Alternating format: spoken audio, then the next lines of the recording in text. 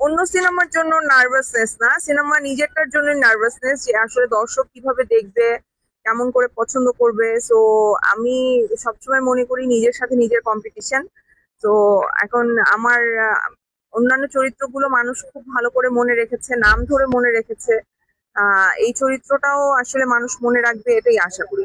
আমার পুলিশের সাথে অনেক তিক্ত অভিজ্ঞতা আছে, যে অভিজ্ঞতার কোনো মানে এত খারাপ অভিজ্ঞতা যেটা বলে শেষ করা যাবে না। কিন্তু সময়ের সাথে পুলিশের উপর আমার যে আক্ষেপ ছিল, রাগ ছিল, সেটা অনেকটা কমেছে। নিজে অনেক ম্যাচিওর হয়েছি, বুঝেছি, তাদের সিচুয়েশনও বোঝার চেষ্টা করেছি। এবং পরবর্তীতে সেই সিচুয়েশন উল্টেও গিয়েছিল, তখন আবার অনেক ভালো ব্যবহার করেছে। তো সব মিলিয়ে আমার মনে হয় যে আমার আমার রাগ ক্ষোভের অনেকাংশে কমে গেছে যখন আমি ক্যারেক্টারটা করেছি। সো থ্যাঙ্কস টু সানি ভাই যে সে আমাকে এই সিনেমায় কাস্ট করেছে। আমি আমার মন্তব্য জানিয়েছি। আমার মনে হয় যে আমার আমার যা বলার ছিল আমি বলেছি। আজকে আমরা এশা মার্ডারের প্রচারণায় এসেছি, সো আমরা এশা মার্ডারই থাকবো। প্রিয় দর্শক, এবার ঈদে আমার অভিনীত একটি সিনেমা এশা মার্ডার বড় পর্দায় আসছে।